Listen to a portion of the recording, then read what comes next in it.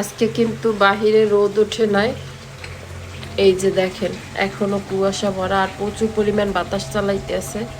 1টা বাজে। এই যে বাইরের পরিবেশটা দেখেন।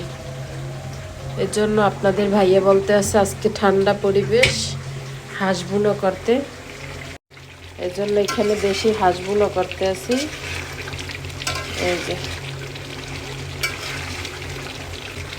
এই শীতের ভিতরে ঠান্ডা ঠান্ডা পরিবেশে হাঁস বুনো খাইবে।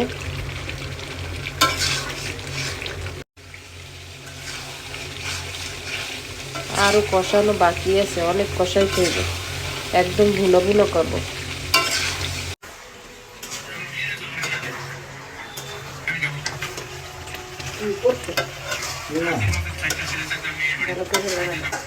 হাঁস বুনো করতে আছে তাদের ভাইয়ে।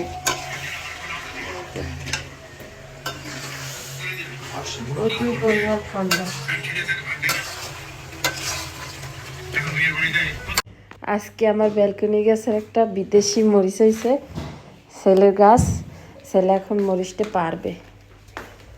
আজকে মরিচটা অনেক বড় হয়েছে। দাঁড়াও দাঁড়াও দেখাই নেই। এই যে দেখেন বিদেশি ক্যাপসিকাম মরিচ, এই যে অনেক বড় হয়েছে। এই যে তুমি ভালো খাইগুলো আজকে কি দিয়ে খাবা? হাঁসের গোস দিয়ে, হাঁস বুনো দিয়ে খাইবে মরিচটা ভাতের সাথে। এটা অনেক মিষ্টি মরিচটা, ঝাল না, ঝাল ছাড়া। পারো মরিচটা পারো আসতে। এই দেখা দেখা কত বড় হয়েছে। এই যে এই যে দেখেন মরিচটা কত বড় হয়েছে, মাশাআল্লাহ। এই যে অনেক বড় হয়েছে মরিচটা। মরিচটা দেখেন কত বড় সাইজের। আরো একটা আছে, এটা কিন্তু ছোট। এই যে এটাও বড় হইবে আরো। মাশাআল্লাহ অনেক সুন্দর হয়েছে, একদম টসটসা। এই হচ্ছে হাঁস বুনো হয়ে গেছে, আর আপনাদের ভাইয়া খাওয়া শুরু করে দিছে। এই সালাদ না, এই যে সেটা এখন গোস দেবো।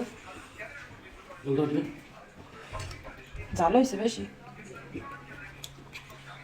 বেশি জাল হয়েছে। এই হচ্ছে ছেলের গোস, খাও। ছেলে গিলে পছন্দ করে লেগ পিস হাঁসের। আমি নিছি এই যে এই সালাদ নিতে আছে, এই যে সালাদ নিছি। কি আসবো না, মজা হয়েছে।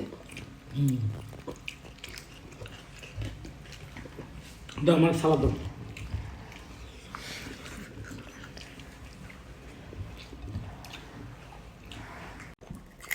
দেখা সবাই কেমন লাগে। একটু গোস্ত খাও।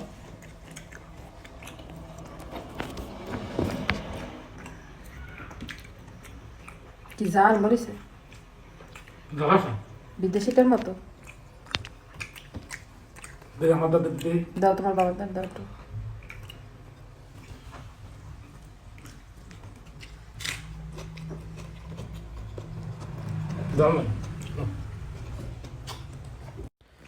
এই যে খাওয়া দাওয়া করতে আসি হাঁসের গোস দিয়া। এই যে ছেলে খালি মরিচ খেতেছে। তাড়াতাড়ি ভাত খাও, গোস খাও।